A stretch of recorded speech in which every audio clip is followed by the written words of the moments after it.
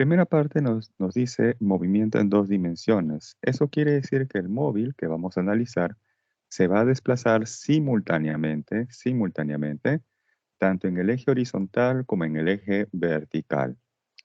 Uno de esos movimientos en dos dimensiones es el llamado movimiento parabólico de caída libre o simplemente movimiento parabólico. Nos dice lo siguiente, es un movimiento en dos dimensiones compuesto de un MRU en el eje X y un MRUV en el eje Y. Por ejemplo, tengo aquí una persona que va a patear esta pelota. Vamos a situar a la ubicación de la pelota al inicio en el origen de coordenadas, de tal manera que la pelota, una vez que ha sido pateada, va a describir esta trayectoria en líneas punteadas, o sea, una trayectoria de tipo parabólica. Esta pelota ha sido lanzada con una rapidez inicial v sub 0, la cual forma un cierto ángulo θ respecto de la horizontal. Entonces aquí lo que me conviene para poder saber dónde se va a ubicar esta pelota para un instante de tiempo posterior es descomponer esta velocidad inicial en una componente horizontal y en una componente vertical. Para eso hay que tener presente que la componente horizontal va a permanecer constante, ya que nos dice que en el eje X esta pelota se va a desplazar, se va a mover como si realizara un MRU. Y en el eje vertical, esta pelota, este móvil, se va a desplazar como si realizara un MRUV. Quiere decir que en el eje vertical existe una aceleración. Por lo tanto, esa componente vertical de la velocidad es la que va a variar en el tiempo.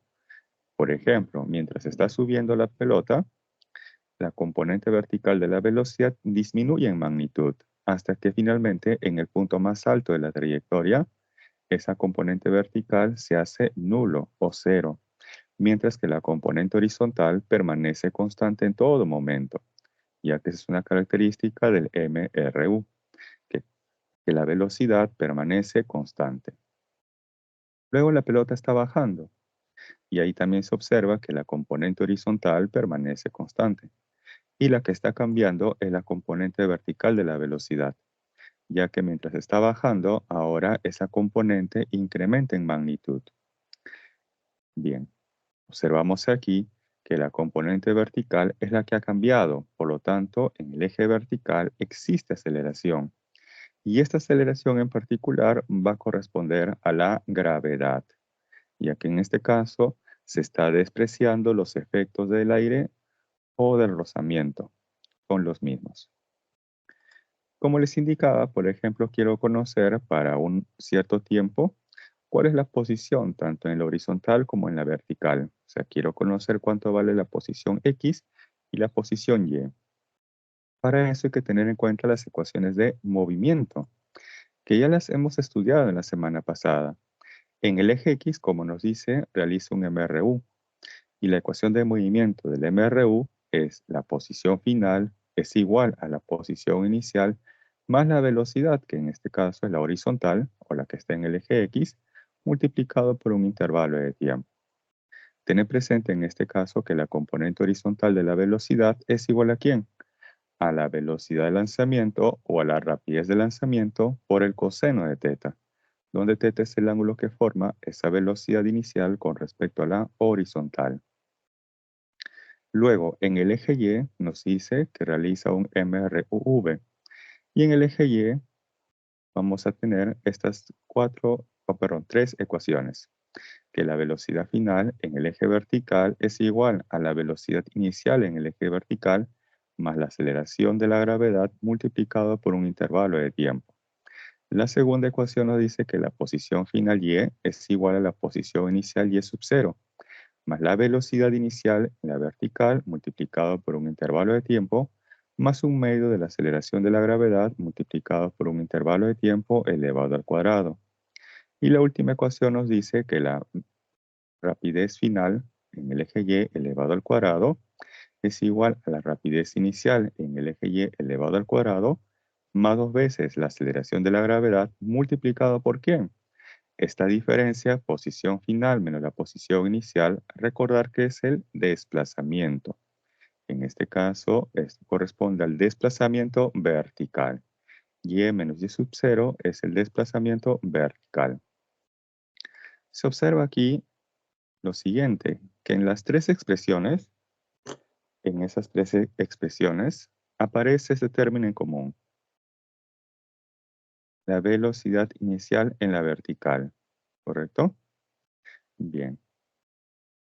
Para eso entonces hay que tener en cuenta lo siguiente, que esa velocidad inicial en la vertical,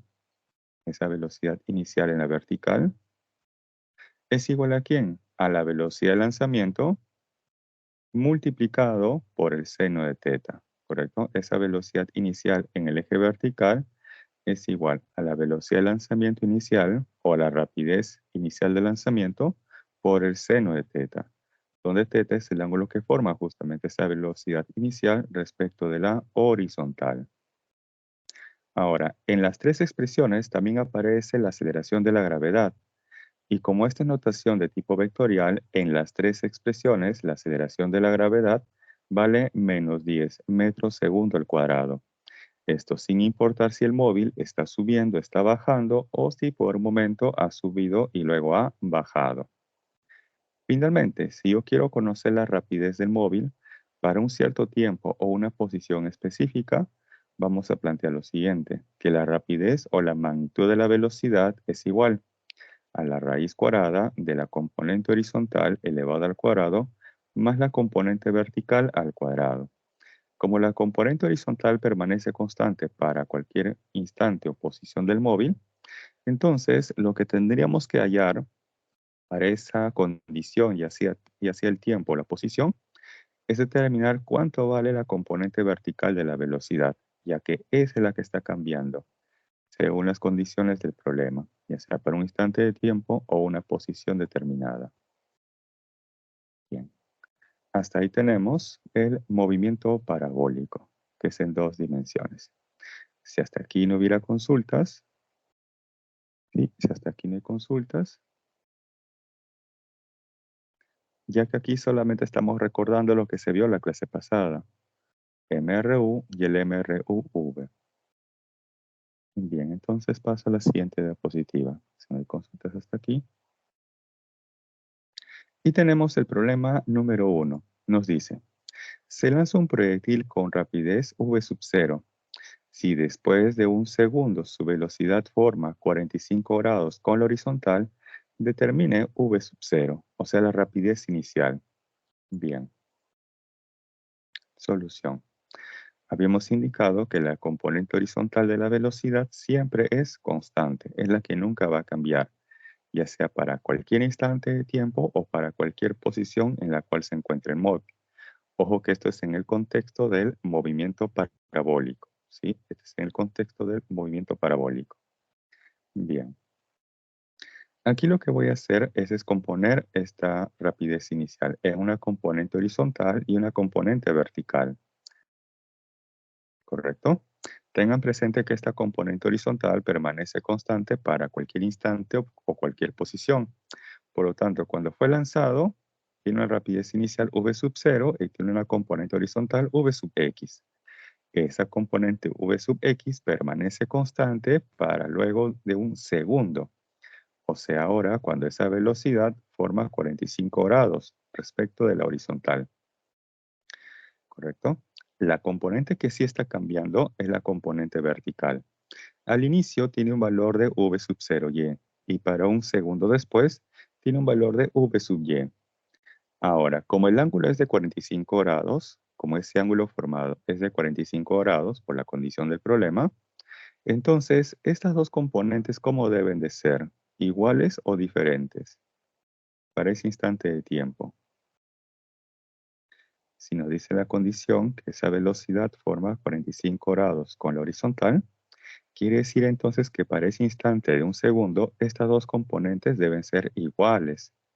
Por eso tenemos ahí, por ser 45 grados, v sub x es igual a v sub y para ese instante de tiempo. Bien, ahora sí, planteamos algunas ecuaciones. Para t igual a 0, esa componente horizontal v sub x es igual a ¿quién? A la rapidez de lanzamiento por el coseno de 53. Y esta componente vertical inicial de la velocidad es la rapidez de lanzamiento por el seno de 53. Ahora, para t igual a un segundo, v sub x tendría que ser igual ¿a quién? A la rapidez que tiene en ese instante ese móvil por el coseno de 45. Y la componente vertical para ese instante es la rapidez que tiene el móvil por el seno de 45. Ahora vamos a analizar en el eje vertical. El eje vertical estrictamente realiza un MRUV, y de ahí que se conoce que la rapidez final es igual a la rapidez inicial más menos la magnitud de la aceleración de la gravedad por el tiempo. Aquí estoy utilizando notación de tipo escalar, más cuando está bajando y menos cuando está subiendo el móvil. Entonces, esto lo vamos a evaluar para t igual a un segundo. Para t igual a un segundo, esta componente vertical de la velocidad final, ¿quién es? Ya, aquí atentos, ¿ah? Para t igual a un segundo, vamos a indicar aquí, para t igual a un segundo, esta componente vertical, esa componente vertical, es igual ¿a quién? A la componente horizontal, ¿correcto? Para t igual a un segundo, esa componente vertical es igual ¿a quién? A la componente horizontal. ¿Y esa componente horizontal cuánto vale? A esa componente horizontal que es constante, lo tenemos aquí, que es justamente la rapidez de lanzamiento por el coseno de 53. Este es igual ¿a quién nos dice? A la rapidez inicial en la vertical. ¿Y eso cuánto vale? Eso lo tenemos aquí. Eso es la rapidez de lanzamiento por el seno de 53. Luego, menos porque el móvil está subiendo, ¿quién? La magnitud de la aceleración de la gravedad por el tiempo. Y eso lo reemplazamos en el siguiente paso. Ahí tenemos la rapidez de lanzamiento por el coseno de 53, que es igual a 3/5, es igual a la rapidez de lanzamiento por el seno de 53, que vale 4/5, menos la magnitud de la aceleración de la gravedad, que vale 10, por el instante de tiempo t, que es un segundo. Y aquí finalmente puedo multiplicar a todo por 5, ¿sí? A todo por 5, y tenemos 3 veces la rapidez inicial es igual a 4 veces la rapidez inicial menos 50. De ahí que finalmente despejamos y obtenemos que la rapidez inicial fue de 50 metros por segundo. Hasta ahí observen la solución. Si hubiera alguna consulta, háganmelo saber con total confianza, sino para pasar a la siguiente diapositiva.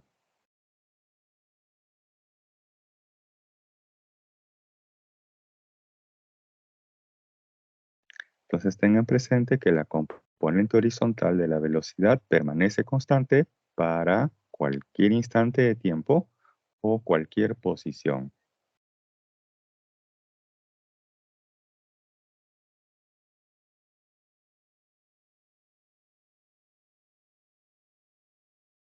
Bien, pasamos entonces a la siguiente diapositiva. Hasta aquí no hay consultas. Ahora vamos con el movimiento circular. Repito. Bien, ahora vamos con el movimiento circular. Nos dice que es un movimiento que se describe en dos dimensiones. Correcto, es un movimiento que se describe en dos dimensiones. Uy, ¿qué ha pasado? Un ratito, ya está. Es un movimiento, ojo, que se describe en dos dimensiones. Ahora, ¿por qué? A ver, un ratito voy a salir brevemente la diapositiva para que tengamos aquí una animación. Ahí tenemos justamente la animación. En la parte inferior se observa un juego mecánico. Si ustedes se concentran en uno de ellos, van a observar que ellos están describiendo un movimiento en dos dimensiones, ya que se están desplazando de forma simultánea tanto en la horizontal como en la vertical. ¿Correcto? Ahí tenemos un movimiento en dos dimensiones. Pero un detalle, el tipo de trayectoria que describe en particular es circular. De ahí que tenemos en particular el movimiento circular, el cual nos dice que es un movimiento que se describe en dos dimensiones. Y es porque justamente la trayectoria que describe el cuerpo o el móvil es circular. Para este tipo de movimiento tenemos que definir el desplazamiento angular, el cual indica el cambio de posición angular del móvil. Por ejemplo, tengo aquí un vehículo que ha ingresado a una zona curva, de tal manera que para un instante de tiempo t sub 0, el vehículo se encuentra en esta posición y para un instante de tiempo t se encuentra en esta otra posición. Lo que vamos a hacer es definir el vector posición inicial y final. Para eso entonces trazamos un vector que va del origen de coordenadas hacia la ubicación inicial del móvil, que es este color celeste. Bien, este vector con respecto de la horizontal está formando un ángulo, θ sub 0. Ya, ese ángulo se le conoce como la posición angular inicial. El ángulo que forma inicialmente ese vector posición r sub 0 con la horizontal, este ángulo θ sub 0 se le conoce como la posición angular inicial. Luego, el móvil se encuentra en esta nueva posición. Ahí vamos a definir el vector posición final, el cual va del origen de coordenadas hacia la ubicación final del móvil. Ahí tenemos al vector posición final R. Este vector me sirve para lo siguiente. Se observa que ese vector posición final R con respecto de la horizontal está formando el ángulo θ, que se le conoce como la posición angular final. ¿Para qué nos sirve definir estos dos ángulos, posición angular inicial y la posición angular final? Para conocer justamente el desplazamiento angular. Ese desplazamiento angular se define como la diferencia de la posición angular final menos la posición angular inicial, que es expresado como un delta de θ, que es justamente este ángulo central barrido. Ese ángulo central barrido, desde la posición inicial hasta la posición final, se le conoce como el desplazamiento angular. Y se observa en este caso que este móvil tuvo un desplazamiento angular en ese intervalo de tiempo. Y eso nos sirve justamente para poder definir ahora la velocidad angular media, o a secas la velocidad angular. Nos dice que es una cantidad física vectorial, que indica el cambio de la posición angular del móvil en un intervalo de tiempo. Y esto se define como un cociente. Esta velocidad angular media se define como un cociente. En el numerador tenemos el desplazamiento angular y en el denominador se tiene el intervalo de tiempo, ¿correcto? Este cociente nos da como resultado la velocidad angular media, que en el sistema internacional se mide en radián por segundo. Y es que el ángulo o el desplazamiento angular, ojo, en el sistema internacional va a ser medido en el sistema radián. Puede ser que en el examen o en los problemas les den a ustedes la medida del ángulo en el sistema sexagesimal o centesimal. Ustedes necesariamente lo deben de pasar al sistema radián. Bien. Ahora, esta velocidad angular media puede ser que sea constante o puede ser que sea variable. Vamos a analizar ambas situaciones. Primero, la más fácil de todas, cuando esta velocidad angular media es constante, ¿correcto? Primero vamos a analizar cuando esta velocidad angular media es constante. Bien, hasta aquí, ¿alguna consulta? Hasta aquí, ¿alguna consulta? Pueden indicar sus consultas mediante el chat o también pueden activar su micrófono. Ok, bien, entonces continuamos. Bien, ahora vamos a indicar aquí cuando esta velocidad angular media permanece constante. Y en ese caso nos vamos a encontrar frente al movimiento circular uniforme. Movimiento, cambio de posición en el espacio respecto de un observador. Circular porque la trayectoria que justamente va a describir ese móvil o ese cambio de posición en el espacio es siguiendo una trayectoria circular. Y luego dice esta palabra uniforme. Quiere decir que la velocidad angular media, o a secas la velocidad angular, es uniforme, es constante o es invariable en el tiempo. Y para ello vamos a definir la ecuación de movimiento. Esta ecuación de movimiento se define o se obtiene a partir de la velocidad angular. Habíamos indicado de la diapositiva anterior que esa velocidad angular media es igual a un cociente. En el numerador tenemos el desplazamiento angular, posición angular final menos la inicial. Y esto entre un intervalo de tiempo. Descuiden, la clase queda grabada. La clase queda grabada. Entonces, si por ahí, digamos, le faltó tomar una captura, no se preocupen, que ustedes podrían regresar a esta clase y anotar todos los apuntes que pudieran hacer falta. Descuiden de esa parte, la clase queda grabada. Bien. Entonces, esto que está en el denominador, que es el intervalo de tiempo, va a pasar a multiplicar a la velocidad angular. Y luego, este menos posición angular inicial va a pasar al otro lado de la igualdad.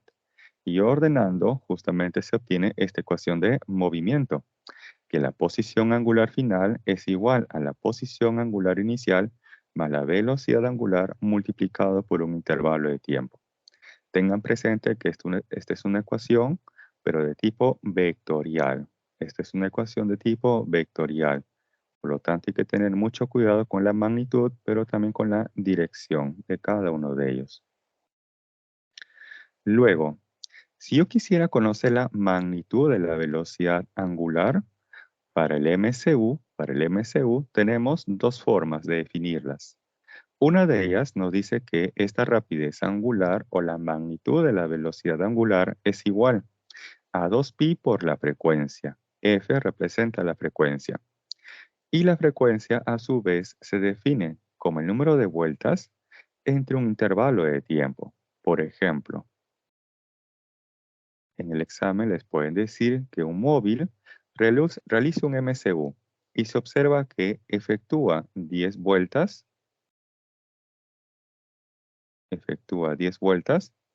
en el tiempo de 2 segundos. Entonces, para eso vamos a obtener la frecuencia. Número de vueltas. Nos dice que da 10 vueltas. ¿En qué tiempo? 2 segundos. 10 entre 2 nos da 5. Entonces la frecuencia es igual a 5. ¿Pero en qué unidades? Segundos a la menos 1 o también hertz. Por lo general se va a trabajar con los hertz. Entonces aquí la frecuencia, bajo estos datos, es de 5 hertz. Y si yo conozco la frecuencia, lo multiplico esto por 2pi. ¿Y qué obtenemos? La rapidez angular. Luego tenemos otra forma de definir esta rapidez angular, que es 2pi entre el periodo. T mayúscula representa el periodo. Y el periodo se define como el tiempo que le toma en realizar o en efectuar una vuelta completa. El periodo es el tiempo que le toma en efectuar o en dar una vuelta completa. Por ejemplo, en el examen les podrían plantear que un móvil tarda 3 segundos en efectuar una vuelta. Entonces, estos 3 segundos es el tiempo que le ha tomado en dar una vuelta completa. Por lo tanto, ese tiempo debe ser el periodo. Entonces, el periodo para ese móvil es igual a 3 segundos. Otra forma de obtener ese periodo es a partir de la frecuencia o viceversa. ¿Por qué? Porque estas dos expresiones nos están representando lo mismo. Por lo tanto, ambas deben ser iguales. Y si yo los igualo, ¿qué se obtiene? Que la frecuencia es igual a 1 entre el periodo. Por ejemplo, con este último dato, podemos plantear lo siguiente. La frecuencia es igual a ¿quién? Número de vueltas. Ahí está, una vuelta. ¿Entre quién? El tiempo. ¿Qué tiempo le ha tomado en dar una vuelta completa? 3 segundos. Ahí está. La frecuencia es igual a 1/3 de hertz. Pero esta frecuencia también es igual a ¿quién? A 1 Vamos a indicar ahí la frecuencia a su vez es igual a 1 entre el periodo. ¿Cuánto vale esa frecuencia? 1/3 de Hertz. Y eso es igual a 1 entre el periodo. De ahí que despejando se obtiene que el periodo es igual a ¿cuánto? 3 segundos. Entonces, esta es una forma de obtener el periodo a partir de la frecuencia, o lo pueden obtener de forma directa por la definición misma del periodo, que es el tiempo que tarda en realizar o en efectuar una vuelta completa. Bien, continuamos. Ahora aquí en detalle. Vamos al gráfico que se muestra aquí a la izquierda. Tengo el móvil que está describiendo una trayectoria circular de radio R, de tal manera que para el tiempo inicial T sub 0 se encuentra en esta posición del espacio con una cierta velocidad inicial en esa dirección, dada por esa flecha de color rojo. Luego, para un tiempo T posterior, ahora se encuentra en esta nueva posición en el espacio, con una nueva dirección de su velocidad, dada también por esta flecha de color rojo. Se observa aquí que la dirección de la velocidad ha cambiado. Esto quiere decir entonces que el móvil ha sufrido o ha tenido una aceleración. Esa aceleración responsable en el cambio de la dirección de la velocidad se le conoce como la aceleración centrípeta.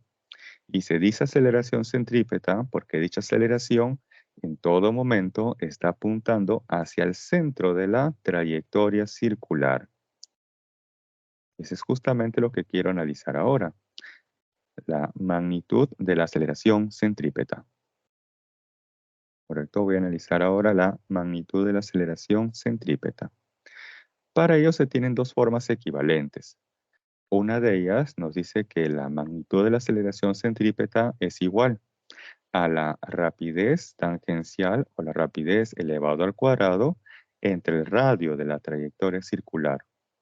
Y la segunda forma es la rapidez angular al cuadrado por el radio de la trayectoria circular. Estas dos expresiones nos están representando lo mismo, por lo tanto ambas deben ser iguales. Y si yo los igualo, ¿qué se obtiene? Que la rapidez tangencial es igual al producto de la rapidez angular por el radio. Ahora aquí, hay que tener presente que el radio debe ser constante. El radio es constante, ya que si fuera variable, lo que tendríamos aquí es una espiral. Imagínense ustedes que el radio fuera variable. Entonces, la trayectoria que escribe sería algo como esto, una espiral, donde el radio está variando en el tiempo. Este tipo de movimiento, por ser más complejo, recién se analiza en la universidad. A nivel pre, lo más sencillo, en este caso, considerando un radio constante. Ahora, en el contexto del MCU, la rapidez angular es constante. Quiere decir entonces que ese producto, ¿cómo tiene que ser? Constante. Quiere decir entonces que para el MCU, la magnitud de la velocidad tangencial o la rapidez tangencial debe ser constante. Ojo, la magnitud es constante, pero como vector es variable. De igual manera ocurre con la magnitud de la aceleración centrípeta. ¿Cómo es el radio? Constante. ¿Cómo es la rapidez angular? También constante. Por lo tanto, este resultado va a ser constante. O sea, ¿quién es constante? La magnitud de la aceleración centrípeta. La magnitud de la aceleración centrípeta es constante, pero como vector, ojo, como vector es variable, ya que se observa del gráfico que la dirección de la aceleración centrípeta, o sea, esa flecha de color marrón, no es la misma para t sub 0 que para el tiempo t. La dirección no es la misma, pero la magnitud de ese vector sí es constante. Bien, hasta aquí, ¿alguna consulta? Una pregunta típica. En el MCU no existe aceleración. En el MCU no existe aceleración. ¿Verdadero o falso? En el MCU no existe aceleración. ¿Verdadero o falso? Aquí se observa que en el MCU sí existe aceleración. Por lo tanto, esa proposición es falso. ¿Y cómo se llama esa aceleración que existe en el MCU? La aceleración centrípeta. Bien, si no hay consultas hasta aquí, entonces paso a la siguiente diapositiva. Les doy unos segundos también si desean tomar una captura de esas anotaciones, aunque esto igual queda grabado, pero quizás se les hace más fácil tener la captura a tener que buscar en la grabación.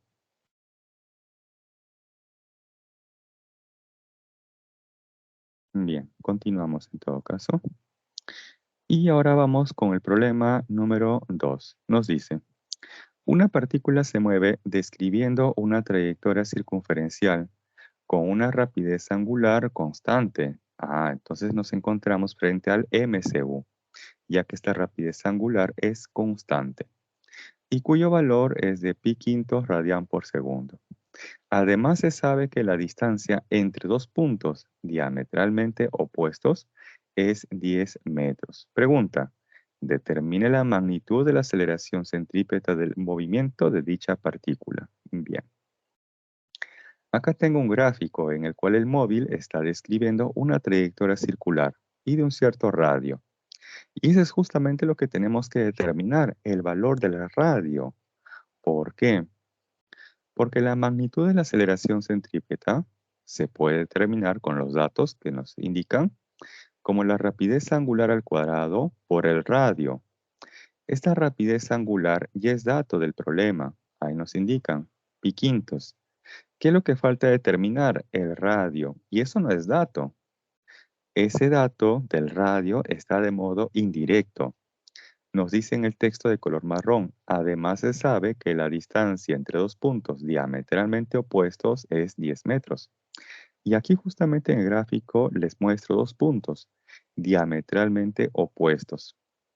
Estos dos puntos de color rojo se dice que se encuentran diametralmente opuestos.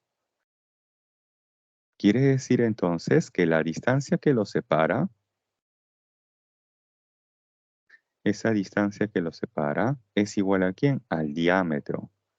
Si tenemos dos puntos que son diametralmente opuestos, entonces la distancia que los separa dichos puntos es igual al diámetro. Pero por geometría, ustedes saben que el diámetro es igual a ¿quién? A dos veces el radio. Y con ello vamos a poder conocer el radio justamente de la trayectoria circular. Ahí tenemos, en modo textual, la distancia entre dos puntos diametralmente opuestos es el diámetro. Pero como se sabe, el diámetro es igual a dos veces el radio.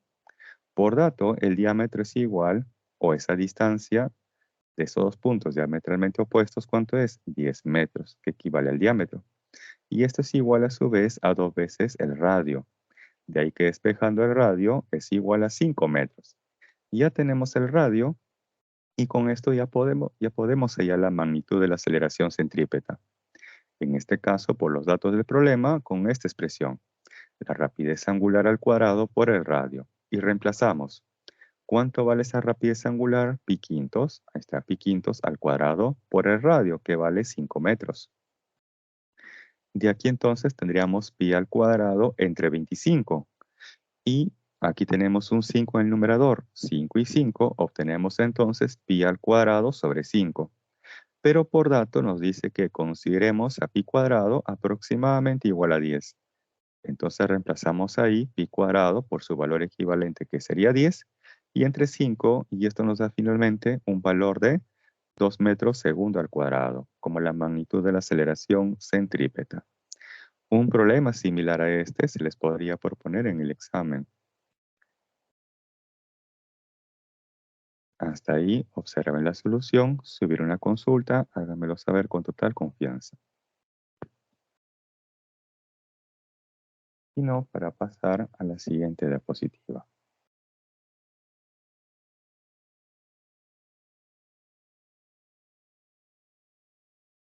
Bien, continuamos.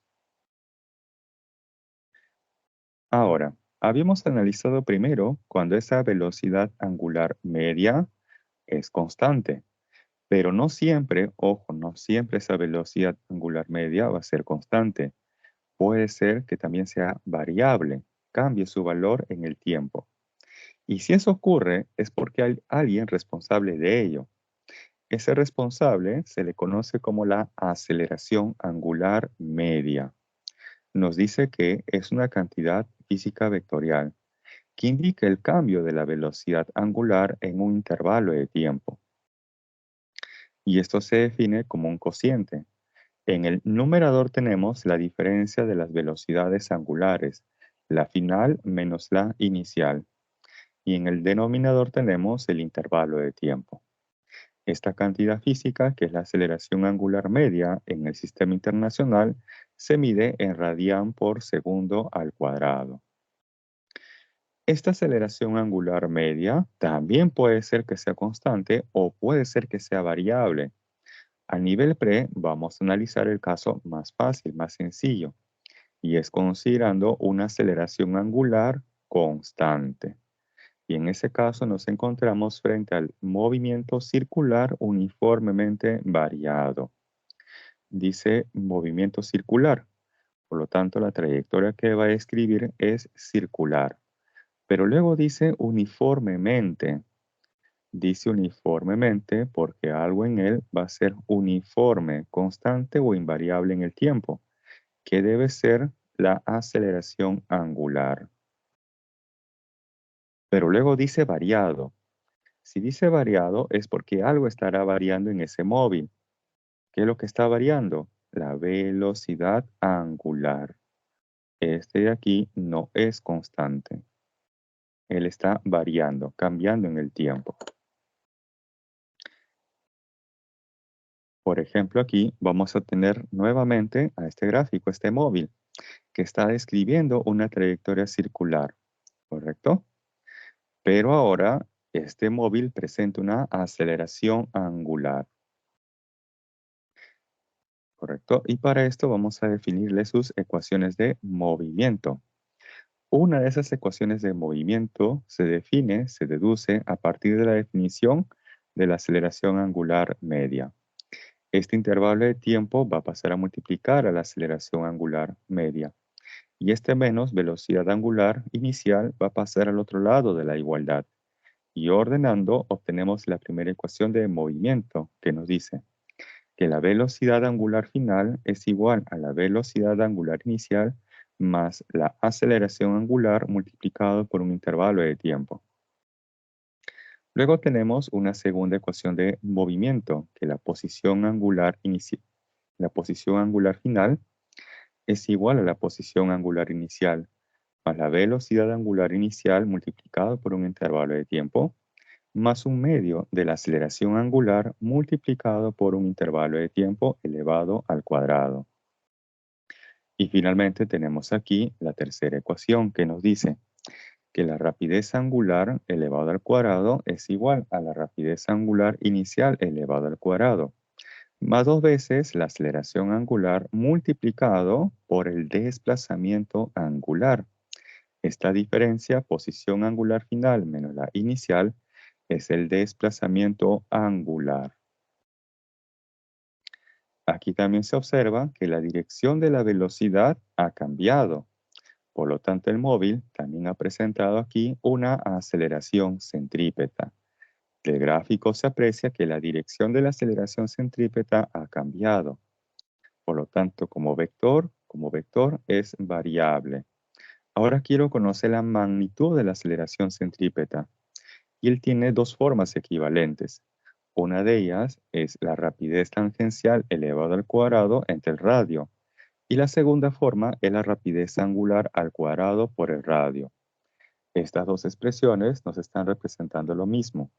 Por lo tanto, si los igualo, ¿qué se obtiene? Que la rapidez tangencial es igual a la rapidez angular por el radio. El radio, ¿cómo debe ser? Constante. Para este contexto del MCUV, el radio debe ser constante. Luego, esta rapidez angular, ¿cómo es en el contexto del MSUV? Este de aquí es variable, porque ahí nos dice justamente variado en esa última palabra del título. Por lo tanto, este producto, ¿cómo debe ser? Variable, o sea, no es constante. Ahora vamos con la magnitud de la aceleración centrípeta. El radio, ¿cómo es? Constante. Pero la rapidez angular ya no es constante, y al cuadrado ese valor tampoco va a ser constante en cualquier instante de tiempo. De ahí que ese producto tampoco va a ser constante en cualquier intervalo de tiempo. Por lo tanto, la magnitud de la aceleración centrípeta para el MCUV ya no es constante. Ahora es variable, está cambiando su valor continuamente. Pero aquí también se observa justamente que la magnitud de la rapidez tangencial está variando. Y si está variando, hay una aceleración responsable de ello. Esa aceleración lo vamos a ver en la siguiente diapositiva. Bien, hasta aquí, ¿alguna consulta?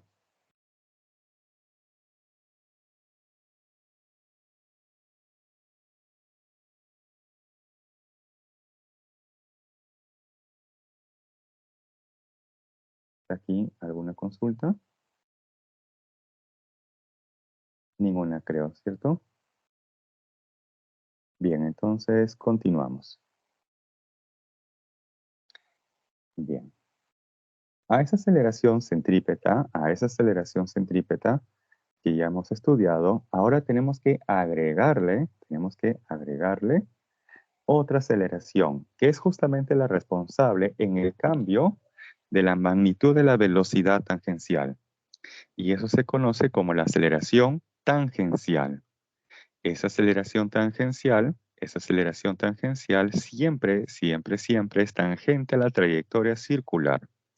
Por ejemplo, aquí les muestro tres posiciones distintas del móvil, con sus respectivos vectores: aceleración centrípeta, que siempre apunta hacia el centro de la trayectoria circular, y ahora adicionalmente la aceleración tangencial. Se dice aceleración tangencial porque dicha aceleración siempre es tangente a la trayectoria circular, que en este caso es la de color verde, ¿correcto? Y de esas dos aceleraciones tenemos finalmente la aceleración resultante, que es esta de color amarillo. Ya conocemos la magnitud de la aceleración centrípeta, ahora vamos con la magnitud de la aceleración tangencial. Esto se define como el producto de la magnitud de la aceleración angular por el radio. Y con estas dos aceleraciones, la centrípeta y la tangencial, obtenemos finalmente la aceleración resultante, que en magnitud se obtiene como la raíz cuadrada de la magnitud de la aceleración centrípeta al cuadrado más la magnitud de la aceleración tangencial al cuadrado. Del gráfico que se aprecia que la dirección de estos vectores no es constante, por lo tanto, como vector, cada uno de ellos es variable. Cada uno de ellos como vector es variable. En magnitud, la aceleración centrípeta es variable. Ahora, en magnitud, la aceleración tangencial, ¿cómo es? Veamos. El radio es constante. En el contexto del MCUV, la magnitud de la aceleración angular es constante. Por lo tanto, este producto debe ser constante. O sea que es constante en magnitud en todo momento, la magnitud de la aceleración tangencial. Finalmente, ¿cómo debe ser la magnitud de la aceleración resultante? Esta magnitud de la aceleración tangencial es constante. Pero ¿qué ocurre con la magnitud de la aceleración centrípeta? Él es variable. Por lo tanto, la magnitud de la aceleración resultante es variable. Bien. Eso tenganlo presente, ya que eso se suele preguntar muchas veces en el examen. Les van a preguntar posiblemente por el vector o por la magnitud del vector, ya sea en el contexto del MCU o en el contexto del MCUV.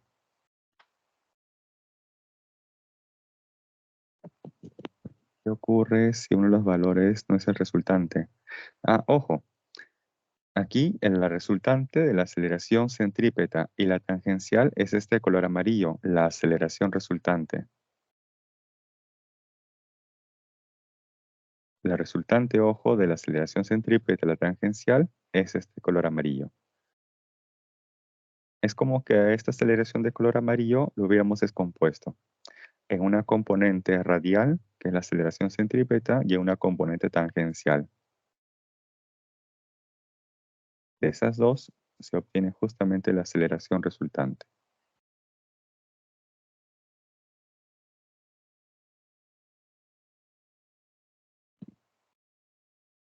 No sé si con ello respondí tu consulta. Ojo que aquí se analiza por separado, estrictamente en el eje radial, o sea, la aceleración centrípeta, y por separado la que está en el eje tangencial, que es la aceleración tangencial. De esas dos aceleraciones, recién se obtiene la aceleración resultante, que es la de amarillo. Ok. Bien, entonces, no hay otra consulta. Continuamos. Y ahora tenemos el problema número 8. Nos dice lo siguiente. Los puntos periféricos, o sea, los que se encuentran al borde de una rueda de radio 2 metros, se mueven circularmente con respecto a su centro, de acuerdo a esta ecuación de movimiento. Pregunta. Determine la magnitud de la aceleración en el instante de 0,5 segundos. Esta ecuación de movimiento es cuadrática, ya que tenemos aquí el factor t al cuadrado.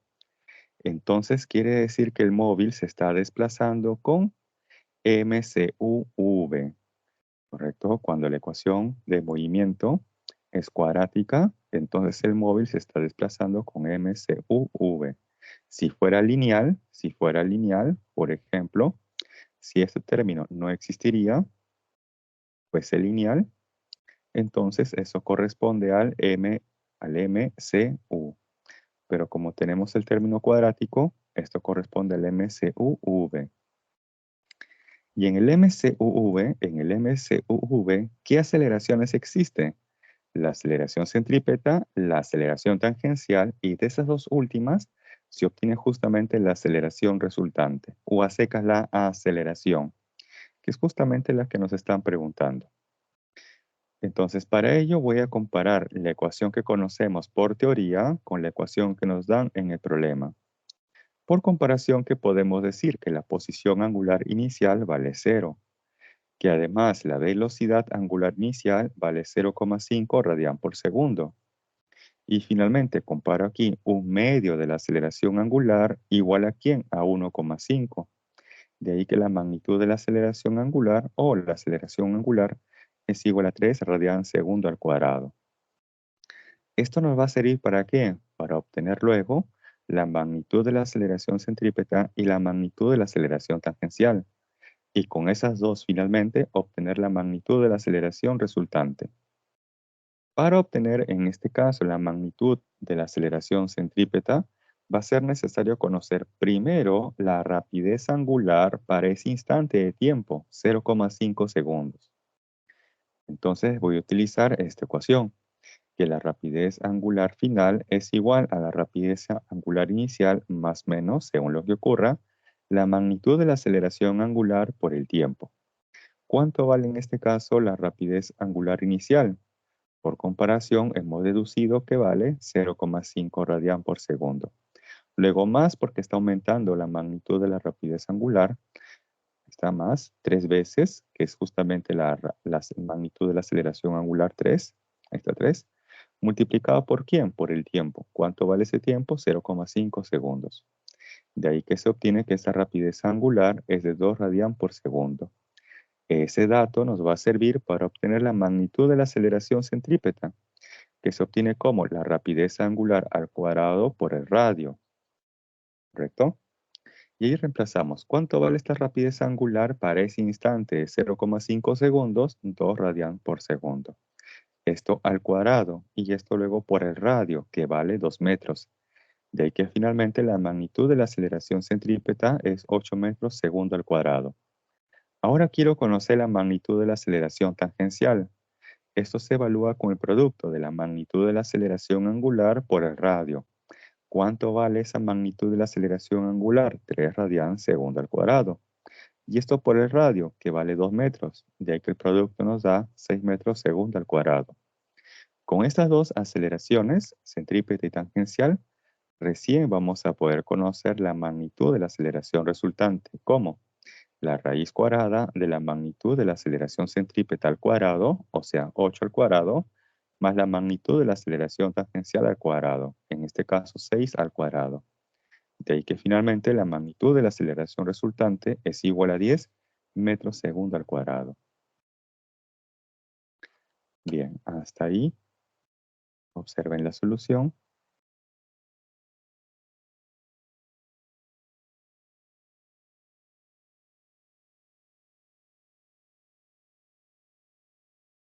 Bien, si no hay consultas.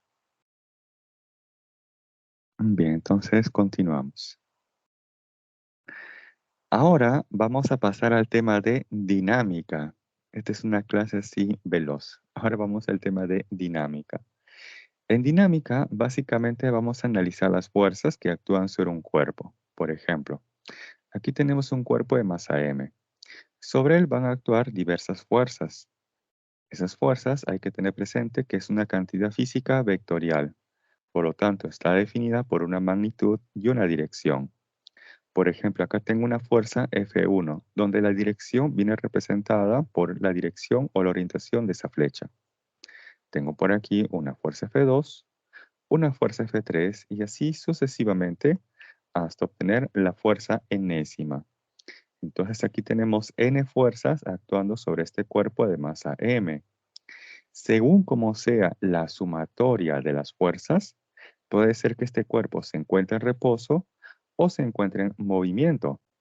Y si se encuentra en movimiento, podría ser que sea con MRU o quizás con MRUV, o sea, sin aceleración o con aceleración. Para ello vamos a analizarlo mediante las leyes de Newton. La primera ley de Newton nos dice lo siguiente, que si la sumatoria de todas estas fuerzas, o también la llamada fuerza resultante, es igual a cero, entonces la aceleración de este móvil, de este cuerpo, es igual a cero. ¿Qué implica que la aceleración sea igual a cero? Implica dos posibles situaciones, que el móvil esté en reposo o que se está desplazando, pero con MRU. En cualquiera de las dos situaciones se puede aplicar la primera ley de Newton, cuando el móvil está en reposo o se está desplazando con MRU, ya que en ambos la aceleración es nula o igual a cero. Ahí tenemos entonces, ojo, que cuando la aceleración es igual a cero, tenemos ahí dos situaciones. O bien el móvil está en reposo o bien se está desplazando con MRU. Ahora, para que esta sumatoria de fuerzas sea igual a cero, quiere decir que la sumatoria de fuerzas tanto en la horizontal como en la vertical deben ser iguales a cero. Y eso es justamente lo que tenemos aquí. Sumatoria de fuerzas en la horizontal y sumatoria de fuerzas en la vertical iguales a cero. Y al costado tenemos sus equivalentes de forma escalar, que es con lo cual voy a trabajar con ustedes. En la horizontal tenemos que la sumatoria de las magnitudes de las fuerzas que están apuntando hacia la derecha es igual a la sumatoria de las magnitudes de las fuerzas que están apuntando hacia la izquierda. Y en el eje vertical, la sumatoria de las magnitudes de las fuerzas que están apuntando hacia arriba es igual a la sumatoria de las magnitudes de las fuerzas que están apuntando hacia abajo. Hasta aquí tenemos la primera ley de Newton. Y en honor justamente a Newton, es que la fuerza se mide en Newton, que va a ser expresado con la letra N mayúscula. Hasta aquí tenemos la primera ley de Newton, en la cual esa sumatoria de fuerzas o la fuerza resultante es igual a cero. Pero ojo, no siempre esa sumatoria de fuerzas va a ser igual a cero. Puede ser que sea ahora diferente de cero. Y en ese caso nos encontramos frente a la segunda ley de Newton. En este caso, esa sumatoria de fuerzas o la fuerza resultante va a ser diferente de cero. En ese caso se propone que esto va a ser igual a la masa de ese móvil, de ese cuerpo, por la aceleración. De que tenemos la forma más sencilla, fuerza resultante igual masa por aceleración, o lo que conocemos o escuchamos típicamente, fuerza igual masa por aceleración. Pero ojo que esa fuerza que se hace mención es la fuerza resultante. Cuando decimos fuerza es igual a masa por aceleración, hay que tener presente que esa fuerza mencionada es la resultante, la cual se obtiene sumando todas las fuerzas que actúan sobre ese cuerpo, sobre ese móvil o sistema. Luego aquí, tenemos una regla de signos. Quizás se preguntarán, profe, ¿para qué eso nos va a servir? Veamos. La masa es una cantidad escalar siempre positiva. Ahí tenemos el signo más de color azul que hace referencia a la masa. La aceleración es una cantidad física vectorial que puede tener dirección positiva o quizás dirección negativa. Ahí tenemos el signo más o menos de color rojo debajo de la aceleración. Luego, por regla de signos, más por más, ¿qué nos da? Más. Y más por menos, ¿qué nos da? Menos. Que son los signos más y menos que están debajo de esa fuerza resultante. Y de ahí se aprecia, se observa o se deduce algo muy importante. Cuando la aceleración tiene dirección positiva, la fuerza resultante también lo tiene. Y cuando la aceleración tiene dirección negativa, la fuerza resultante también lo tiene. De ahí se desprende, se deduce lo siguiente, que la fuerza resultante y la aceleración siempre, ojo, siempre tienen igual dirección. La fuerza resultante y la aceleración siempre tienen igual dirección. Bien, ahora vamos con la tercera ley de Newton, o también llamada ley de acción y reacción. ¿Correcto? Ley de acción y reacción. Tenemos aquí dos bloques, 1 y 2.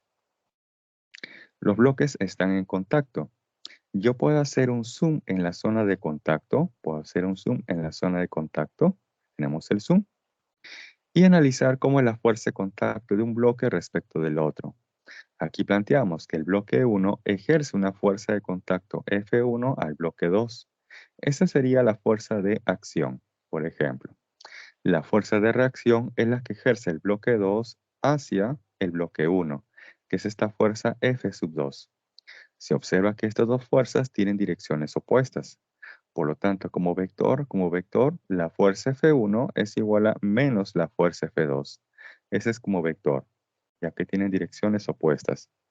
Pero en magnitud siempre, siempre, siempre, estas dos fuerzas tienen igual valor. En magnitud, estas dos fuerzas tienen igual valor. O sea, en magnitud siempre son iguales. En magnitud siempre son iguales. Por ejemplo, acá tengo un pie A que está pateando una pelota B. Ahí tenemos la fuerza que ejerce el pie A. Esta es la fuerza A del pie actuando en la pelota B. Esa sería la fuerza de acción. La fuerza de reacción es la que ejerce la pelota B hacia el pie A. Ahí está la fuerza B A, la fuerza que ejerce la pelota B sobre el pie A. Supongamos que la persona patea la pelota con una fuerza de 5 newtons de magnitud. Entonces, ¿cuál será la fuerza que ejerce la pelota al pie de la persona? ¿Mayor, menor o igual a 5 newtons en magnitud? Si el pie ejerce una fuerza de magnitud 5 newtons sobre la pelota, entonces, ¿cómo debe ser la fuerza que ejerce la pelota sobre el pie? Claro, igual, así es. Por la tercera ley de Newton, esas dos fuerzas de acción y reacción tienen igual magnitud. Así es, muy bien. Hasta aquí, ¿alguna consulta? No, para pasar a la siguiente diapositiva.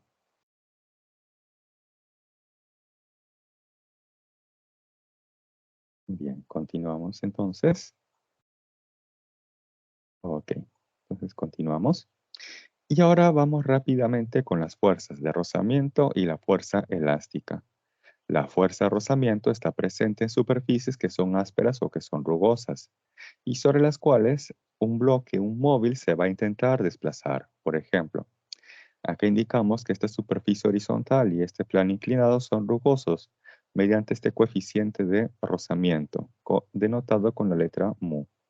Sobre estas superficies rugosas tenemos un bloque de masa m, que se va a desplazar ya hacia la derecha o hacia la izquierda, o aquí hacia arriba o hacia abajo. Hay que tener presente que la fuerza es una cantidad física vectorial, por lo tanto está definida por una magnitud y una dirección. Por ejemplo, aquí, si el bloque se está desplazando hacia la derecha, entonces la fuerza de rozamiento está apuntando hacia la izquierda y paralelo a la superficie. ¿Y qué sucede ahora si el bloque se desplaza hacia la izquierda? Entonces la dirección de la fuerza de rozamiento estará apuntando hacia la derecha. O sea que esta fuerza de rozamiento o la dirección de esta fuerza de rozamiento va a depender de la dirección en la cual se está desplazando el móvil. De igual manera ocurre aquí. Si el móvil se está desplazando entre comillas hacia arriba, entonces la fuerza de rozamiento lo grafico entre comillas hacia abajo y paralelo a la superficie rugosa. ¿Y qué sucede ahora si el bloque se está desplazando hacia abajo? Entonces la fuerza de rozamiento entre comillas lo grafico hacia arriba y paralelo a la superficie. De esa manera voy a deducir rápidamente la dirección de la fuerza de rozamiento. Hasta ahí tenemos la dirección. Ahora quiero conocer la magnitud. La magnitud de la fuerza de rozamiento se define como el producto del coeficiente de rozamiento, mu, por la fuerza normal. Luego, estos coeficientes de rozamiento puede ser estático o puede ser el cinético. Se plantea que el coeficiente de rozamiento estático siempre es mayor que el coeficiente de rozamiento cinético. El coeficiente de rozamiento estático se aplica cuando el móvil se encuentra inmóvil, se encuentra estático, se encuentra en reposo. Y el coeficiente de rozamiento cinético se utiliza cuando el móvil, el cuerpo, ya se encuentra en movimiento, ya se está desplazando. ¿Correcto? De esta manera ustedes van a poder distinguir cuándo utilizar el coeficiente de rozamiento estático o el cinético. El estático cuando el móvil está estático, está en reposo, está quieto. Y el coeficiente de rozamiento cinético cuando el móvil ya se está desplazando. ¿Correcto? Luego vamos con la fuerza elástica. Esta fuerza, por ejemplo, está presente en los resortes. Acá tengo un resorte de constante elástica K, que tiene una longitud inicial L sub 0.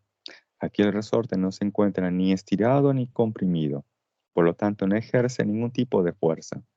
Si de pronto yo el resorte lo tomo por el extremo derecho y lo desplazo una cierta distancia hacia la derecha o una cierta distancia hacia la izquierda, o sea, lo habré estirado o lo habré comprimido una cierta distancia como X, recién ahí el resorte va a ejercer una fuerza elástica donde, en este caso, para este ejemplo, si lo he estirado, entonces la fuerza elástica estará apuntando hacia la izquierda.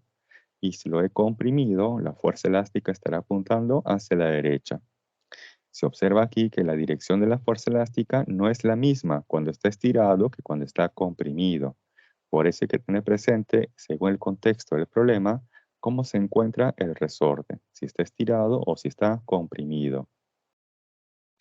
Luego, para conocer la magnitud de esa fuerza elástica es sencillo. Se multiplica aquí la constante elástica del resorte por X. X nos representa cuánto se ha estirado o cuánto se ha comprimido el resorte. Bien, hasta aquí tenemos la fuerza de rozamiento y la fuerza elástica. Entonces ya podemos deducir la dirección de la fuerza de rozamiento, así como también la dirección de la fuerza elástica. Tengan presente que la dirección de estas fuerzas cambia según la situación. Lamentablemente, no mantiene la dirección de la fuerza para cualquier situación, para cualquier contexto. Esto va a cambiar. Por eso hay que tener presente para un bloque que se desliza en una superficie rugosa hacia dónde se está desplazando. Y para un resorte, cómo se encuentra el resorte, si está estirado o si está comprimido.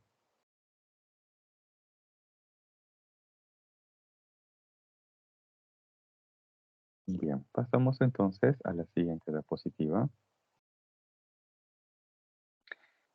Ahora seguimos con dinámica, pero ahora en particular dinámica circular, que es cuando un móvil describe justamente una trayectoria circular.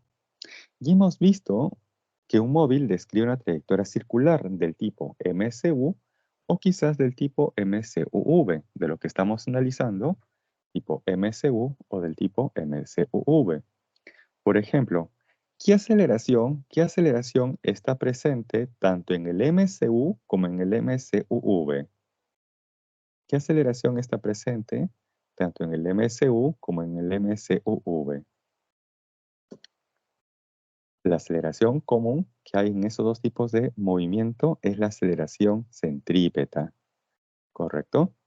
Y de la segunda ley de Newton, la dirección de la aceleración y la fuerza resultante siempre son iguales. Por ejemplo, aquí tengo a la izquierda un gráfico en el cual el móvil está describiendo una trayectoria circular que puede ser del tipo MCU o del tipo MCUV. En cualquiera de esos dos tipos de movimiento existe la aceleración centrípeta, la cual siempre está apuntando hacia el centro de la trayectoria circular, ¿correcto? Que es este vector de color azul, la aceleración centrípeta. Por la segunda ley de Newton, la aceleración y la fuerza resultante siempre tienen igual dirección. Entonces, ¿quién es esa fuerza resultante que en todo momento tiene igual dirección que la aceleración centrípeta? Ah, pues se le conoce como la fuerza centrípeta.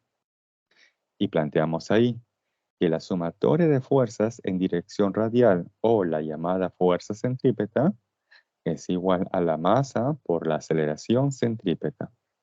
¿Y cómo se obtiene la magnitud de la aceleración centrípeta? De dos formas equivalentes, como la rapidez tangencial al cuadrado entre el radio o la rapidez angular al cuadrado por el radio.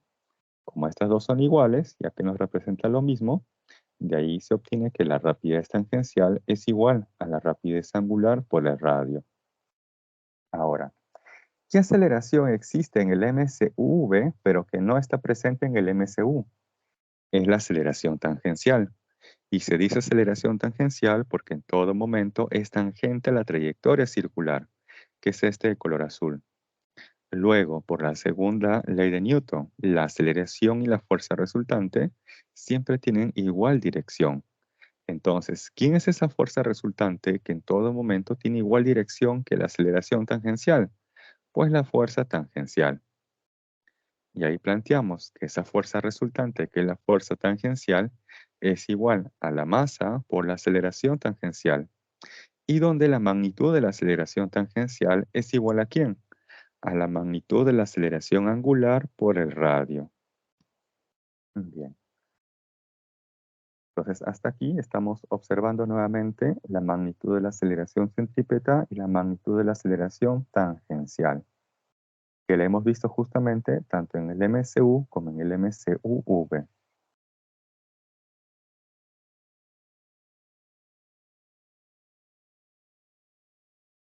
Bien, si me consultas hasta aquí, pasamos entonces a la siguiente diapositiva y en este caso el problema 3. Nos dice, se muestra un bloque o se muestra bloque de 8 kilogramos que se mueve desaceleradamente. En el instante mostrado, su rapidez es 12 metros por segundo. Si la fuerza constante aplicada es de magnitud 25 newtons, pregunta, determine la distancia que recorre el bloque hasta detenerse. Rápidamente. Lo que tenemos aquí es la rapidez inicial, 12 metros por segundo. Quiero conocer la distancia hasta el instante que se detiene, o sea que su rapidez final debe ser cero. Como observo aquí un cambio en la rapidez, entonces se está desplazando con mRUV.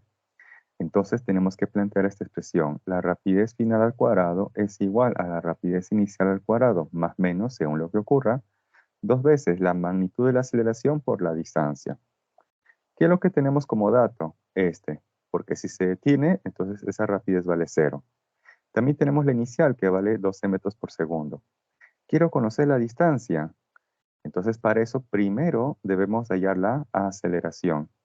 ¿Y cómo obtengo la aceleración? Por dinámica. En este caso por la segunda ley de Newton. Para eso vamos a tener que analizar las fuerzas que actúan sobre este bloque. Ya tenemos aquí una fuerza F de magnitud 25 newtons y formando 37 grados con la horizontal. A esa fuerza F la vamos a descomponer en una horizontal y en una vertical. F coseno 37 y F seno 37. Luego, este bloque tiene una masa de 8 kilogramos, por lo tanto tiene un peso de 80 newtons, ya que el peso es masa por la aceleración de la gravedad. 8 por 10 que nos da 80. Y el peso, la fuerza de gravedad, siempre apuntando verticalmente hacia abajo. Luego, según esta gráfica, esa fuerza F hace que el bloque se desplace ¿hacia dónde? Hacia la derecha. Pero lo está haciendo en una superficie rugosa. Por lo tanto, la fuerza de rozamiento ¿hacia dónde? Hacia la izquierda. Luego, el bloque está sobre una superficie. Esa superficie le ejerce una fuerza normal. Esa fuerza normal que ejerce la superficie al bloque, en este caso va hacia arriba. Es la fuerza que ejerce la superficie al bloque. Bien, tenemos entonces hasta aquí esas fuerzas. Luego, en el eje vertical se observa que el bloque no se desplaza ni hacia arriba ni hacia abajo. Por lo tanto, en el eje vertical la sumatoria de fuerzas debe ser igual a cero. O sumatoria de fuerzas que van hacia arriba igual sumatoria de fuerzas que van hacia abajo. ¿Qué fuerzas van hacia arriba? La normal. ¿Quién más? Esta componente, F seno 37. Ahora, ¿quiénes van hacia abajo? Pues únicamente el peso. Ahí reemplazamos la fuerza normal más F, que vale 25, por el seno 37, que vale 3 quintos, es igual al peso, que es 80. De ahí despejando, esa fuerza normal tiene una magnitud de 65 newtons. Ahora en la horizontal. En la horizontal sí está cambiando la velocidad. Está cambiando el valor de la velocidad. En este caso específico, su magnitud. El bloque se está desplazando hacia la derecha, pero nos dice ahí, nos dice en el problema, que se mueve desaceleradamente. Entonces, quiere decir que la dirección de la aceleración es ¿hacia dónde? Hacia la izquierda. El móvil se está desplazando a la derecha, pero de forma desaceleradamente, o sea, su rapidez está disminuyendo. Para que la rapidez disminuya, la dirección de la velocidad y la aceleración deben ser opuestas. Por lo tanto, la dirección de la velocidad hacia la derecha y la dirección de la aceleración hacia la izquierda. Y esto es importante, ¿por qué? Porque en la horizontal voy a aplicar la segunda ley de Newton. Y en esa sumatoria de fuerzas, primero van las fuerzas, que tienen igual dirección que la aceleración. Y luego se restan todas aquellas fuerzas que tengan dirección opuesta a la aceleración. En este caso, la fuerza de rozamiento tiene igual dirección que la aceleración. Y esta componente F coseno 37 tiene dirección opuesta a la aceleración. Esto va a ser igual a ¿quién? A la masa de ese bloque por la magnitud de la aceleración. Luego, la fuerza de rozamiento, tener presente que es el producto del coeficiente de rozamiento, en este caso 0,4, por el valor de la fuerza normal, en este caso 65 newtons. ¿Menos quién? F, que vale 25, por el coseno 37, que vale 4 quintos, es igual a la masa, que es 8 gramos, 8 kilogramos, por la magnitud de la aceleración A. De aquí despejando, la magnitud de la aceleración es de 0,75 metros segundo al cuadrado. Ya tenemos entonces la magnitud de la aceleración. Y con esto finalmente, por cinemática, MRUV, ya podemos hallar esa distancia recorrida hasta el instante que se detiene. La rapidez final, 0. Si ya se detuvo, 0 como rapidez final. ¿Es igual a quién? A la rapidez inicial, que vale 12. Ahí está, 12 al cuadrado. Menos porque se está desplazando desaceleradamente o disminuyendo su rapidez. Dos veces, ¿quién? La magnitud de la aceleración, 0,75, por la distancia recorrida. De ahí finalmente la distancia que recorre hasta detenerse es igual a 96 metros. Bien, ahí unos segundos para que observen la solución. Si hubiera una consulta, me lo hacen saber.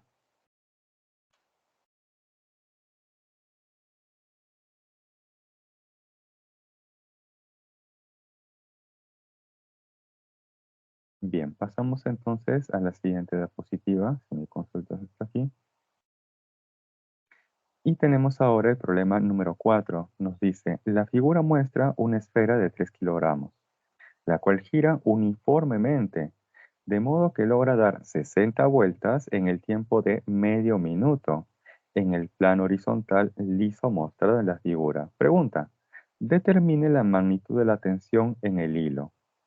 Bien, vamos a graficar las fuerzas que actúan sobre esa esfera. Esa esfera tiene masa, por lo tanto un peso, y el peso es masa por la magnitud de la aceleración de la gravedad. Masa 3, la gravedad en magnitud 10, de ahí que el producto nos da 30. Y la dirección del peso o de la fuerza de gravedad siempre verticalmente hacia abajo. Luego tenemos aquí la fuerza normal, que es la fuerza que ejerce esta superficie hacia la esfera. Luego tenemos aquí la fuerza que ejerce este hilo, o sea, la tensión, entre comillas, de la cuerda. Esa tensión se grafica como si estuviera saliendo del cuerpo que se está analizando. En este caso, esta tensión apuntando hacia la izquierda, ya que esa esfera está rotando respecto a este centro. Por aquí se ubica el centro o el punto O. Ahí tenemos ese punto O. Entonces, esa tensión de la cuerda está apuntando hacia el centro de giro o el punto O. Bien, se observa entonces que este móvil, esta esfera, está describiendo una trayectoria circular y yo quiero conocer la magnitud de esa fuerza, la tensión. Por lo tanto, aquí tenemos que aplicar dinámica circular. En este caso, vamos a plantear la fuerza centrípeta. Pero para ello, hay que tener presente que esa fuerza centrípeta es igual a la masa por la magnitud de la aceleración centrípeta. Y la magnitud de la aceleración centrípeta lo podemos obtener como la rapidez angular al cuadrado por el radio. El radio se obtiene del gráfico del problema, 1,5 metros. Esto ya se conoce. ¿Qué es lo que falta hallar? La rapidez angular. ¿Y esto cómo lo obtengo? A partir de la frecuencia. Y eso es justamente lo que vamos a determinar primero, la frecuencia. Nos dice ahí que gira uniformemente, de modo que logra dar 60 vueltas. Ahí está el número de vueltas 60. ¿En qué tiempo? Medio minuto. Un minuto tiene 60 segundos. Por lo tanto, medio minuto tendrá 30 segundos. De ahí que la frecuencia es igual a 2 Hz. Con esto ya podríamos aplicar dinámica circular, o sea, sumatoria de fuerzas en dirección radial, o la fuerza centrípeta es igual a la masa por la magnitud de la aceleración centrípeta. Y donde la magnitud de la aceleración centrípeta, para este problema, me conviene expresarlo como la rapidez angular al cuadrado por el radio.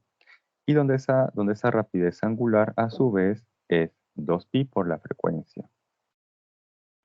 Bien. Se observa aquí que la única fuerza que tiene igual dirección que la aceleración centrípeta es la tensión. Por lo tanto, en esa sumatoria solamente entraría la tensión, ya que es la única fuerza que tiene igual dirección que la aceleración centrípeta. El peso y la normal son fuerzas perpendiculares a la aceleración centrípeta. Esas fuerzas perpendiculares no se incluyen, no se toman en cuenta en esta sumatoria de fuerzas. Bien, entonces tenemos que la tensión es igual a ¿quién? La masa por la magnitud de la aceleración centrípeta. ¿Cuánto vale esa masa? 3 kilogramos. Ahí lo tenemos. Y la magnitud de la aceleración centrípeta es la rapidez angular al cuadrado, o sea, 2pi por la frecuencia. Ahí está, 2pi por la frecuencia, que vale 2. Esto está elevado al cuadrado. Y esto luego finalmente, ¿por quién? Por el radio, que del gráfico vale 1,5 metros. Evaluando esto se obtiene que esta tensión es igual a 72 pi al cuadrado, pero nos indican aquí que consideremos a pi cuadrado aproximadamente igual a 10, ya que finalmente la tensión de esa cuerda o de ese hilo es igual a 720 newton. Bien, hasta ahí observen la solución. Si hubiera alguna consulta, me dejan saber con total confianza. Unos segundos más para pasar a la siguiente diapositiva.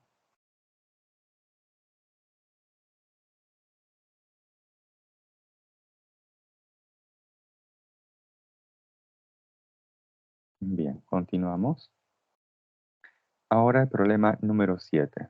Nos dice, la figura muestra dos bloques. Si los pesos respectivos de A y B son 20 y 40 newtons, pregunta, determinar la magnitud de la fuerza F para iniciar el movimiento.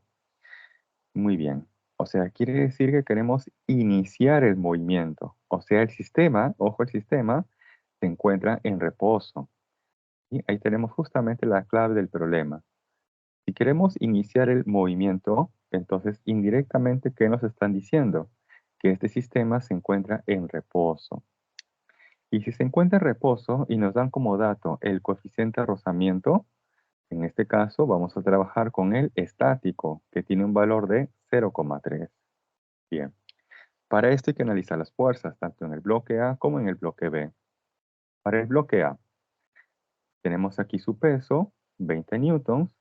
Ahora, si esta fuerza F está actuando estrictamente en el bloque B, entonces esta fuerza hace que el bloque B intente desplazarse ¿hacia dónde? Hacia la izquierda, ¿correcto? Pero eso va a hacer que el bloque A, eso va a hacer que el bloque A intente desplazarse ¿hacia dónde? Hacia la derecha, ya que esta cuerda, que uno de los bloques A y B, va a hacer que el bloque A intente desplazarse ¿hacia dónde? Hacia la derecha. Pero lo hace en una superficie que es rugosa, que es la fuerza de contacto con el bloque B. Por lo tanto, ahí vamos a tener una fuerza de rozamiento en el bloque A, que estaría apuntando ¿hacia dónde? Hacia la izquierda. Luego aquí tenemos la fuerza normal, esa fuerza de contacto entre los bloques A y B, que es la fuerza que ejerce el bloque B hacia el bloque A, por lo tanto, hacia arriba. Luego analizaremos las fuerzas en el bloque B. Por acción y reacción, si esta es la fuerza que ejerce el bloque B hacia el bloque A, por acción y reacción, entonces esta es la fuerza que ejerce el bloque A hacia el bloque B. Estas dos fuerzas tienen igual magnitud, pero direcciones opuestas. Luego, si esta es la fuerza de rozamiento que ejerce la superficie B sobre A, entonces esta es la fuerza de reacción, la que ejerce la superficie A sobre B. También, ojo, de igual magnitud, pero de direcciones opuestas. Seguimos analizando en el bloque B. El bloque B tiene un peso de 40 newtons. ¿Qué más? En el bloque B está actuando esta fuerza F. ¿Qué más? Tenemos esta fuerza normal B, que es la fuerza que ejerce la superficie hacia el bloque B. Y como aquí hemos indicado que el bloque B intenta desplazarse hacia la izquierda, entonces la fuerza de rozamiento que ejerce la superficie hacia el bloque B estaría dirigida ¿hacia dónde? Hacia la derecha. Hasta aquí hemos analizado las fuerzas en cada bloque, cada cuerpo. Ahora vamos a plantear aquí la primera ley de Newton para ambos bloques. En el eje vertical, sumatoria de fuerzas igual a 0. En el eje vertical, sumatoria de fuerzas igual a 0. ¿Correcto? Entonces tenemos aquí fuerzas que van hacia arriba igual sumatoria de fuerzas que van hacia abajo. Esto es para el bloque A. Entonces, ¿de ahí qué tenemos? De ahí tenemos entonces que la normal que actúa en el bloque A tiene una magnitud de 20 newtons. Ahora vamos con el bloque B. Para el bloque B. Tenemos aquí sumatoria de fuerzas que van hacia arriba igual sumatoria de fuerzas que van hacia abajo. Ahora para el bloque B. ¿Qué fuerzas van hacia arriba? La normal en B y no hay más. Ahora, ¿qué fuerzas van hacia abajo? La normal de A y más el peso de B. Ahí tenemos 20 newtons más 40 newtons. ¿Y esto qué nos da? 60 newtons, como la fuerza normal que actúa sobre el bloque B. Ahora, en el eje horizontal, sumatoria de fuerzas igual a 0. O sumatoria de fuerzas que van a la derecha igual a sumatoria de fuerzas que van hacia la izquierda. En el bloque B, ¿qué fuerzas están dirigidas hacia la derecha? Estas dos fuerzas de rozamiento. ¿Y quién va dirigida hacia la izquierda? Pues esa fuerza F. Entonces ahí tenemos que la fuerza de rozamiento es mu por la normal. Coeficiente de rozamiento 0,3 por la normal. Esta fuerza de rozamiento F sub A sería el coeficiente de rozamiento por la normal N sub A, que vale 20. Y esta fuerza de rozamiento de B sería el coeficiente de rozamiento 0,3 por la normal que actúa en el bloque B, que vale 60 newtons. De ahí efectuando, se obtiene que esta fuerza F es igual a 24 newtons. Bien, hasta ahí unos segundos.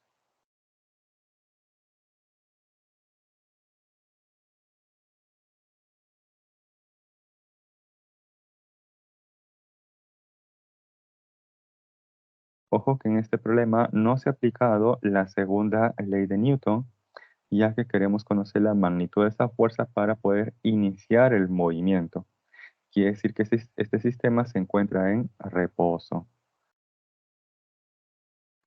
Este 0,3 es el coeficiente de rozamiento, que es justamente dato del problema. Ahí lo tenemos. En el texto de color azul dice que el coeficiente de rozamiento estático entre todas las superficies es 0,3.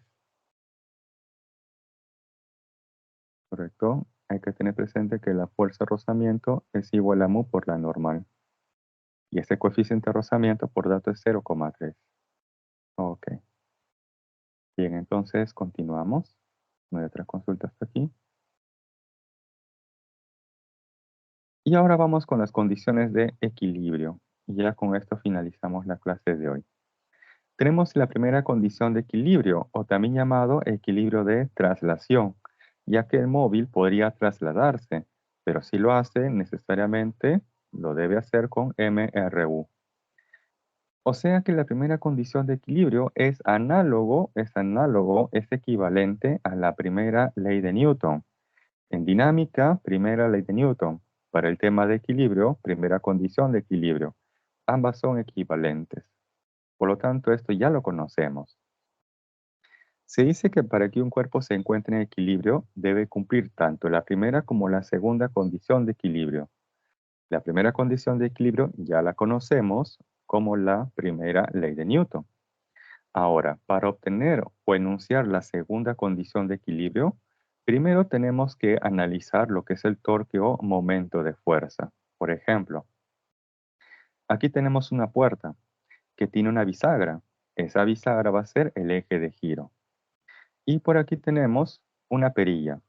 Ustedes para poder ingresar a una habitación, por ejemplo, ejercen una fuerza en la perilla. Al ejercer esa fuerza, lo que ustedes están provocando aquí es una rotación. Ustedes ejercen una fuerza F en esa perilla, la cual se encuentra a una cierta distancia R del eje de giro, y lo que se está provocando es una rotación. Entonces, el torque o momento de fuerza es la consecuencia de ejercer una fuerza para que ocurra una rotación. ¿Sí? El torque o momento de fuerza es la acción de esta fuerza F para que se produzca una rotación. El torque, momento de fuerza, es la acción de esta fuerza F para que se produzca una rotación. Ahora, les voy a enseñar dos formas para obtener el torque o momento de fuerza. Vamos entonces con el método número 1. Aquí tengo justamente el perfil de esta puerta vista desde arriba. Aquí a la izquierda tengo el punto de giro, que sería la bisagra. Y por aquí una fuerza F, que forma un ángulo θ respecto de la puerta. Bajo el método 1, lo que voy a hacer es prolongar esta fuerza F. Lo prolongo. Esta prolongación de la fuerza, que lo estoy exagerando, se le conoce como la línea de acción de fuerza. ¿Correcto? Todo esto se le conoce como la línea de acción de fuerza, o a secas como la línea de acción. Luego, a partir del punto de giro, que en este caso es la bisagra, debo de buscar una recta que cruce de forma perpendicular a esa línea de acción. Listo. Ahí obtuve entonces esa recta que ha cruzado de forma perpendicular a esa línea de acción de fuerza o línea de acción. Y ahí se ha formado un triángulo, donde R hace el papel de la hipotenusa. Por opuestos por el vértice, si él es θ, también es θ. Entonces, esta recta perpendicular a esa línea de acción de fuerza, tendría la expresión R seno de θ. Este trazo, esta recta, se le conoce como la distancia. que hay del punto de giro hacia esa línea de acción de fuerza. Y con esto ya podríamos obtener el torque, ya que el torque es fuerza por distancia. Ahí tenemos la fuerza F por su respectiva distancia, en este caso R seno de teta. Esto es bajo el método 1. En el método 1 he obtenido esa distancia sin la necesidad de descomponer la fuerza. He obtenido la distancia sin la necesidad de descomponer la fuerza. Simplemente busco una recta que pase por el punto de giro y que además sea perpendicular a la línea de acción de fuerza. Esa recta obtenida tiene una longitud. Esa longitud es la distancia que hay del punto de giro hacia esa fuerza. En este caso, tenemos aquí la expresión F por R seno de teta, y donde el torque en el sistema internacional se mide en newton metro, ya que la fuerza se mide en newton y la distancia en metro. Bien, luego vamos con el segundo método. En el segundo método, ahora se va a descomponer la fuerza. Tenemos aquí esta fuerza F y la vamos a descomponer en una que sea paralela y en otra que sea perpendicular, en este caso a la puerta. Se observa lo siguiente. Si yo prolongo a esa componente F coseno de teta, su prolongación prácticamente está pasando por el punto de giro. Por lo tanto, la distancia que hay de esa componente F coseno de teta hacia el punto de giro vale 0. Por lo tanto, esa componente no realiza torque. De ahí, moraleja, toda fuerza que pase por el punto de giro no realiza torque. Toda fuerza que pase o cruce por el punto de giro no realiza torque. Ahora vamos con esta otra componente, F seno de teta. Prolongo aquí su línea de acción de fuerza. Ahí está. Y a partir del punto de giro voy a buscar una recta que cruce de forma perpendicular. Tras una recta que pase por el punto de giro y que además sea perpendicular a esa línea de acción de fuerza. Listo.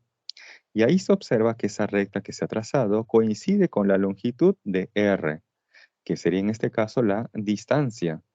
Entonces ya tengo la fuerza, tengo la distancia, entonces ya puedo obtener el torque.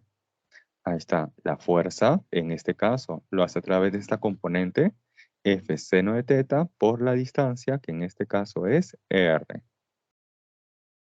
Si ustedes comparan ambas expresiones del método 1 y el método 2, ambas expresiones son iguales, ya que el producto de A por B es igual que B por A. De ahí entonces, moraleja, ustedes pueden aplicar el método 1 o el método 2 para hallar el torque a momento de fuerza. Sin importar el método que ustedes apliquen, sí o sí van a llegar a la misma respuesta. Eso no debe de cambiar. Ahora sí, como ya conocemos el torque momento de fuerza, entonces ya podemos enunciar la segunda condición de equilibrio. Y se plantea lo siguiente. Segunda condición de equilibrio, o también conocido como equilibrio de rotación. Se refiere al equilibrio de rotación y se aplica al estado de reposo o del MCU. Nos dice aquí que si la sumatoria de todos los torques o el torque resultante es igual a 0, entonces la aceleración angular debe ser igual a 0. ¿Y eso qué implica? Que la aceleración angular sea igual a 0 implica justamente que el móvil esté en reposo, no esté rotando, o podría ser que esté rotando, pero en ese caso lo debe hacer con MCU o con una velocidad angular constante. Ahora aquí, de modo práctico sencillo, con ustedes voy a plantear esto, que la sumatoria de torques en sentido horario es igual a la sumatoria de torques en sentido antihorario. Esto es equivalente a este otro, que el torque resultante es igual a 0. Esto es de forma vectorial, sumatoria de torques o el torque resultante igual a 0. Eso es de forma vectorial, pero con ustedes voy a trabajar de forma escalar, ya que es más práctico, más sencillo. Sumatoria de torques en sentido horario es igual a la sumatoria de torques en sentido antihorario. Finalmente, se dice que un cuerpo o sistema se encuentra en equilibrio cuando cumple, ojo, cuando cumple simultáneamente tanto la primera como la segunda condición de equilibrio. Se dice que un cuerpo o sistema se encuentra en equilibrio cuando cumple simultáneamente, ojo, simultáneamente, tanto la primera como la segunda condición de equilibrio. Si solamente cumple la primera o si solamente cumple la segunda condición de equilibrio, entonces ese cuerpo o sistema no se encuentra en equilibrio.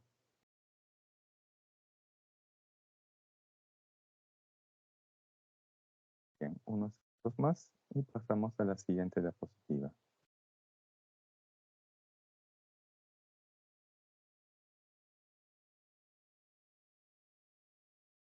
Continuamos. Tenemos ahora el problema número 5. Nos dice, la barra ingrávida, o sea, se va a despreciar su peso, de longitud 10 metros, se encuentra en equilibrio.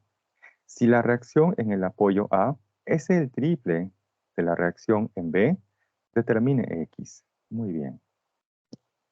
Entonces nos dice que toda esta barra tiene una longitud de 10 metros. Si esto le llaman X, entonces la otra porción sería 10 menos X, ya que todo vale como 10 metros. ¿Qué más?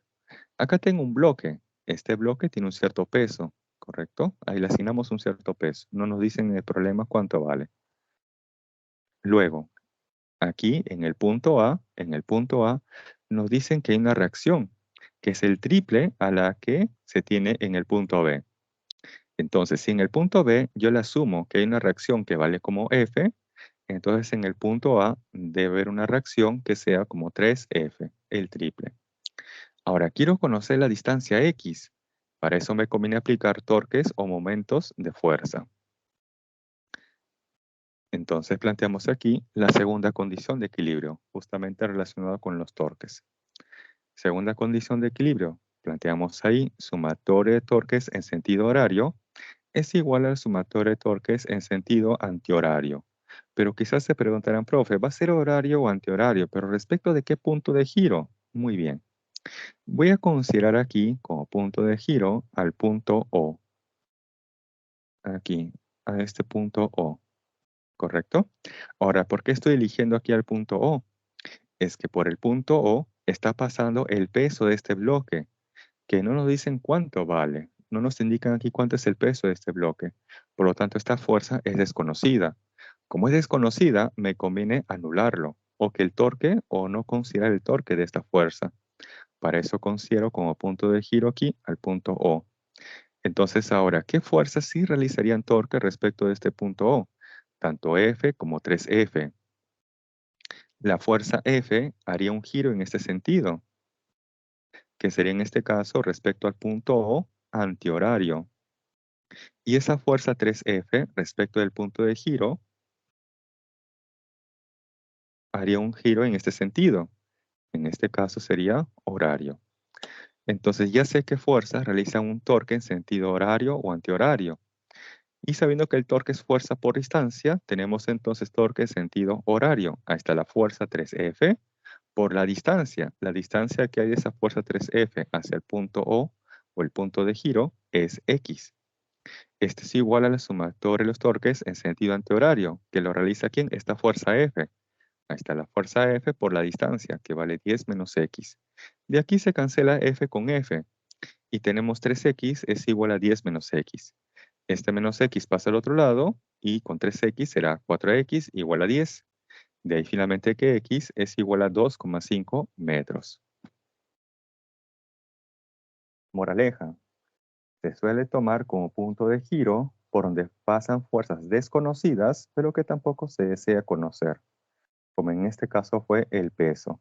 El peso es una fuerza que no es conocida. Por lo tanto, me conviene colocar el punto de giro en esa línea de acción de fuerza o fuerza desconocida.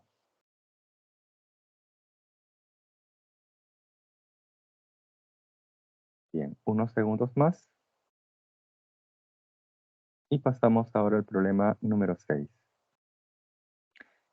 Bien, tenemos problema 6. Nos dice, calcule el módulo o la magnitud de la fuerza F para que la esfera de 20 newtons de peso no toque el plano horizontal y se encuentre en equilibrio.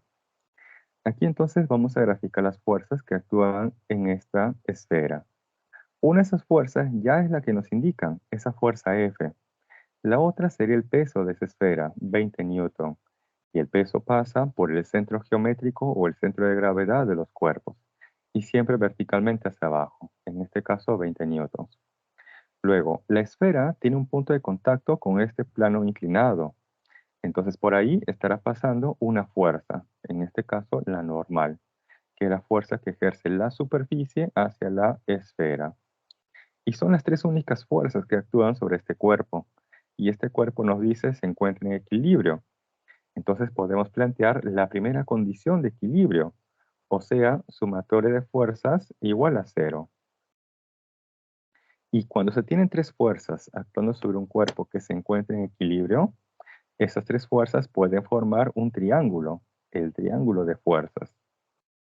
Ahí tenemos, miren, la fuerza normal, que está en forma diagonal. Luego tengo el peso, ahí está el peso verticalmente hacia abajo, y quien cierra el triángulo es esta fuerza F. Ahí justamente tengo el triángulo de fuerzas. Si ustedes suman vectorialmente la normal con el peso y esta fuerza F, esa suma vectorial de esas tres fuerzas nos tiene que dar igual a cero, que es justamente la primera condición de equilibrio o la primera ley de Newton, ya que ambas son equivalentes. Ahora, el ángulo de inclinación de este plano es de 45 grados. Ahí lo tenemos, 45 grados. ¿Y qué se sabe para un triángulo de 45 grados? ¿Cómo deben ser los catetos? En este caso, las magnitudes de estas dos fuerzas, del peso y esta fuerza F, de 45 grados.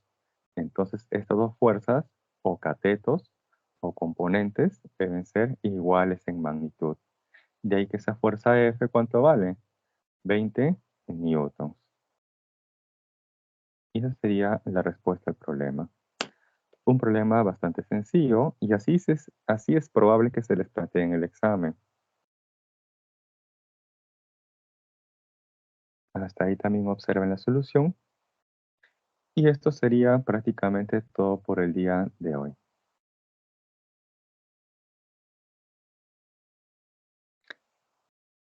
Quizás me dirán, profe, estoy cansado, son muchos temas para tan corto tiempo. Y los entiendo, porque lo que acabamos de hacer en un ciclo ordinario se hace en 2 semanas.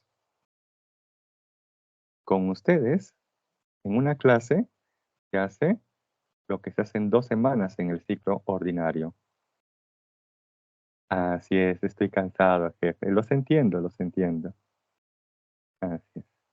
Bien, jóvenes, eso sería entonces todo por hoy de mi parte. Cuídense mucho. Gracias a todos por su atención y participación. Conmigo será entonces hasta la siguiente semana. Cuídense mucho, sigan estudiando y pasen bonito día. Gracias a todos por su atención y participación.